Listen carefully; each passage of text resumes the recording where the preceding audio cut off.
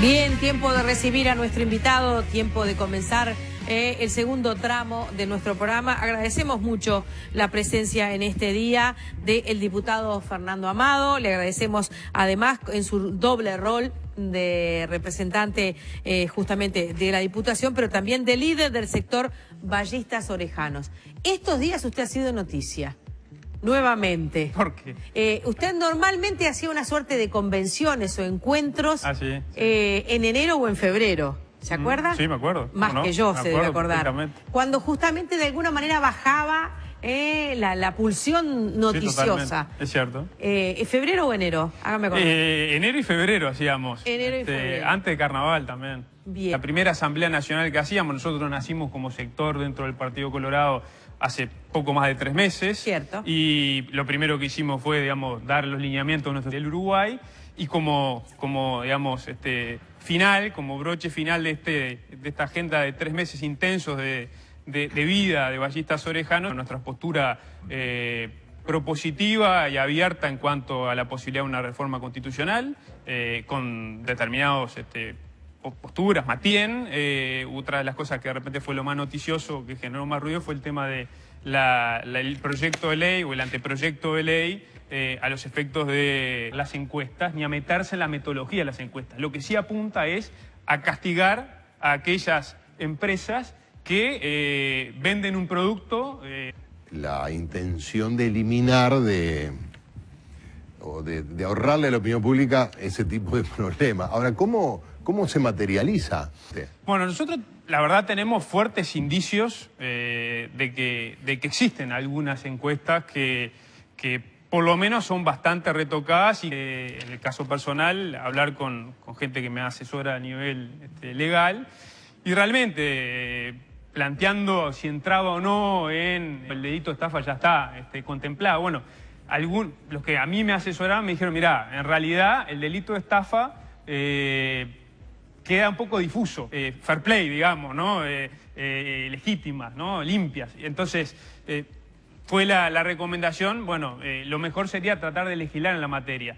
Algunos han dicho, y es de recibo, yo no tengo ningún tipo de afán personalista de que quede un proyecto de ley aprobado con mi nombre y nada que se le parezca. Algunos han dicho, bueno, capaz que lo que hay que hacer no es innovar con un proyecto de ley, sino, digamos, ponerle un aditivo más a ese artículo de eventual delito. Entonces, quizás es por ahí. Yo lo que sí sentía era la necesidad de algo que uno escucha todo el tiempo, de que muchos actores del sistema político y que van generando opinión en torno a fenómenos políticos, bueno, tener herramientas como para, si uno tiene esa presunción, bueno, decirlo y no quedar en...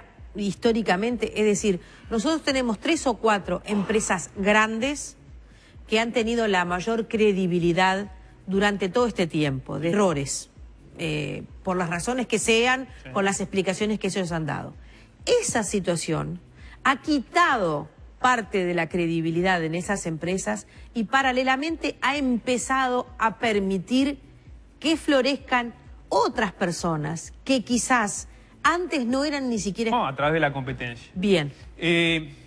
Creo que el adelantamiento de los tiempos políticos, ajá, esto de que los sondeos cada vez se empiezan a hacer con muchas encuestas que quizás no son la realidad o un reflejo real de lo que se puede, digamos, captar a través de una metodología estadística, etcétera, sino, bueno, es algo sí, que uno lo va manejando. Entonces, en el medio uno va inflando o desinflando realidades que no son. Claro, con los datos de... Siempre pensando mal. Es más, yo tuve 2 llamados después que presenté este proyecto, no importa de quiénes, pero de integrantes de las de empresas consultoras apoyando. No es el tema, se pueden equivocar, bien, pero son los principales perjudicados de la existencia o la eventual existencia de encuestas que ni siquiera se realizan, porque un punto se encuestó, cuál es el método estadístico, etcétera, o sea, la parte académica, y después la parte material, porque para hacer la parte académica, digamos, y estadística, cuestionario, bueno, nosotros tenemos serios indicios de que hay algunas encuestas que ni siquiera tienen eso.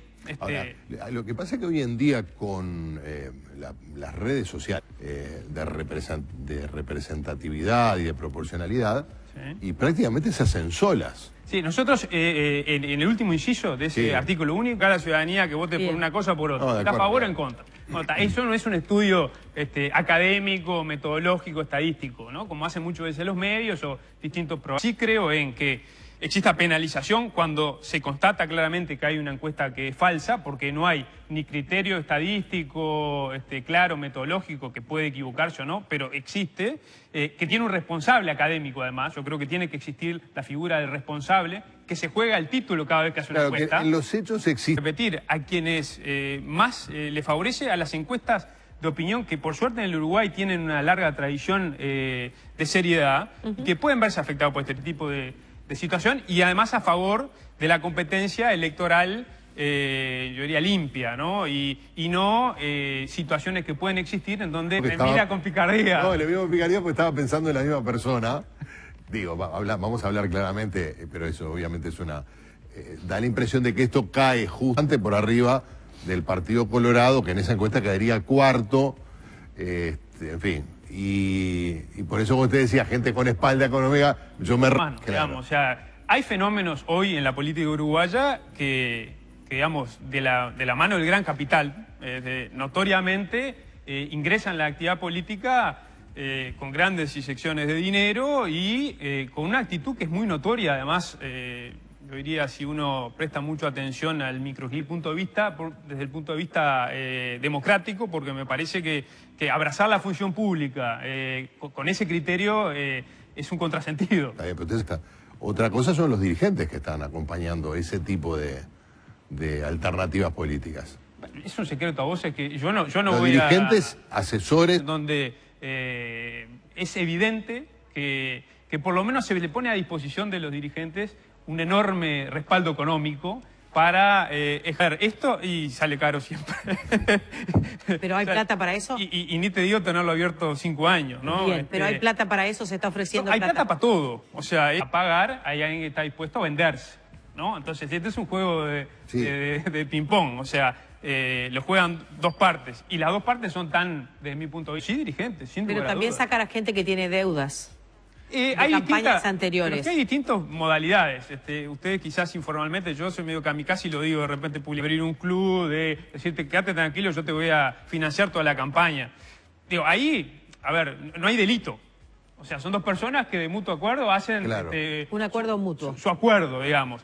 Desde mi punto de vista, yo tengo la obligación moral y ética de cuestionar esa forma de hacer política. No hay delito ni convicciones, por lo que... Sin ideología... Ahí está hablando directamente de Novi, claro, que habla de la gestión. Pero no, digo, porque... Están hablando de la misma persona, caballero. Sí, sin duda. No, digo, hay distintas maneras de hacer que coincidan el interés del que contrata la encuesta con el resultado. Sin ser tan grosero como inventar encuestas inexistentes. Sí, bueno, entonces, justo, digo, lo digo en términos, son maneras que... Pero usted ¿votaría a una periodista que tiene un mechón blanco? Sí, ¿no? Diputado, de este tema, aunque quizás ya esté agotado, pero vamos a hablar de, bueno, declaraciones suyas que cuestionaron dichos de el cardenal. ¿Cómo no? Gracias. Pero se hace